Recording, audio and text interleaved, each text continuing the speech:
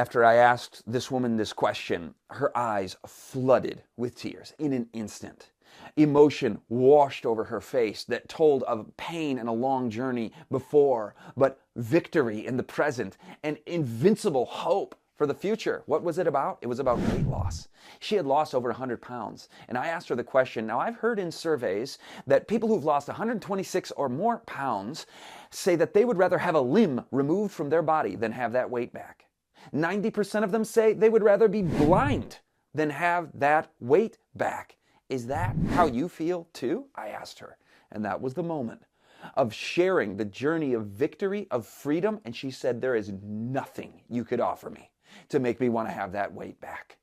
We don't all have to lose 126 pounds or more, but we all make poor food choices sometimes, don't we? I guess in that respect, we're all in the same boat.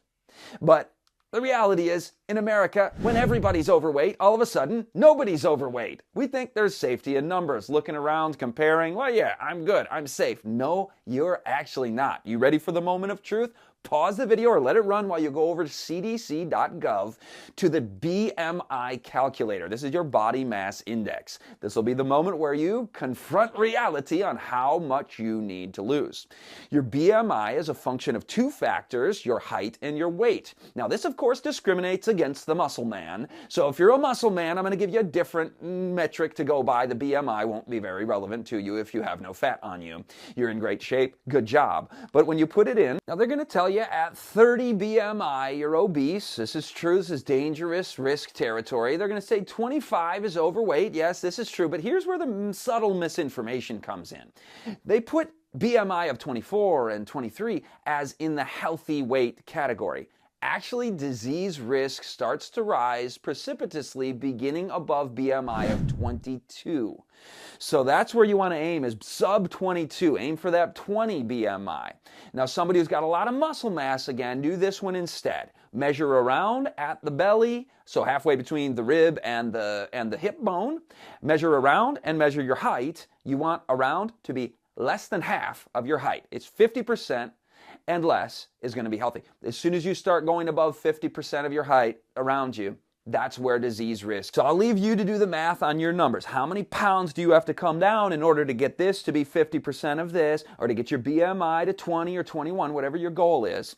I'm going to give you the numbers now on how many calories deficit do you need to achieve in order to lose 1 pound. And the number is 3,500 calories. So in other words, you either have to exercise and burn off 3,500 calories to lose 1 pound, or you have to consume 3,500 less calories to lose 1 pound, or a combination of both, I suppose. But for most people, changing the diet is easier than jogging 35 miles a week and not changing my diet. As you know, jogging 35 miles a week will make you lose 1 pound in that week. For the average person of the average metabolism of the average size. I know there are a lot of variables. We're doing a short video here, but rough numbers. 100 calories per mile exercised. I like the option better. I point people to dietary changes. It is quite easy to shave off 500 calories from your daily calorie consumption. Just a 20-ounce soda and a bag of chips, or a 20-ounce soda and a candy bar. There's 500 calories, and you're probably addicted to that. You've messed up, well, big food industry has messed up your neurological pathways. The reward circuitry of your brain has been hijacked by top experts in neurological manipulation through these mega food companies. That's a whole other video too. I've got inside sources on that. Subscribe to this channel. I'll tell that story. Now, I have the one-word answer to all the weight management challenges. This is going to be the most important word in your dietary vocabulary from henceforth. Are you ready for it? It is fiber. What I'm going to suggest you do to lose, I think it'll be more than a pound a week actually, more than 500 calorie deficit per day. If you do what I'm about to tell you, you eat only full fiber foods and you refrain from all refined foods. Let's break those two categories down so you know what to eat, what not to eat. Full fiber foods. Fiber is what's in plants. You're just eating whole plant foods. What is that? Whole grains, fruit, vegetables, starches. Believe me, it works. Look up the Carbo Challenge. 3.5 pounds is what people lost in 10 days, eating only starchy, high-carb foods. Bread, pasta, corn, beans, peas, rice, potatoes, sweet fruit. vegetables, root vegetables, greens, nuts, seeds, legumes, beans, all the whole plant foods. Refrain from everything refined. What is refined? You know what refined sugar is. You know what refined bread and refined flour is. White pasta, white everything. How about oil? That's refined fat. It's got the fiber removed from it. What is a refined food? Definition of a refined food: the food that lacks fiber, the food without the fiber. It's been refined down, highly concentrated calories. Oil is the most calorie-dense thing that people eat, that and cheese, so all your animal products as well. No fiber. The animal eats the fibrous plant foods, refines it down into flesh food, dairy, cheese, eggs, etc. that people consume. So your weight loss program, your success is going to be, I promise you, whole plant foods, full fiber foods. Give it a try for 10 days.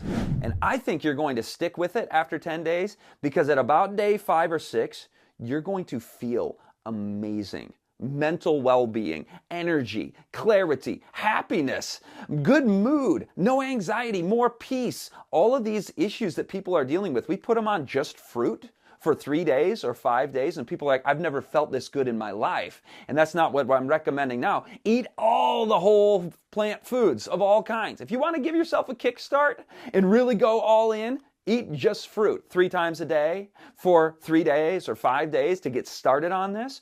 But then subsequently settle into that whole plant food, full fiber eating. And you're going to find weight management is a cinch. It's simple, especially with this trick. Eat just twice a day. This is one of the trendy ideas out there that is actually wise. You get human growth hormone. You get so many benefits. You get better sleep, especially if you're not eating big meals in the evening.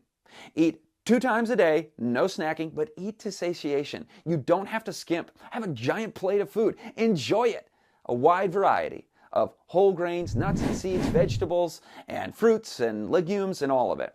For the first 10 days, if you want to really get your weight loss going more quickly, hold off on the nuts and seeds for a little while. Those are the most calorie dense of the plant foods. But enjoy them. I mean, we're not slathering on layer after layer of peanut butter here. Those are the one thing that you really need to watch, the nuts and seeds, and the nut butters especially, because that releases the oil and they're going to be more calorie dense. But other than that, just go for it. Enjoy it. Tell us how it's working for you. At Revita Living, subscribe to this channel, share, and thanks for being a part of it.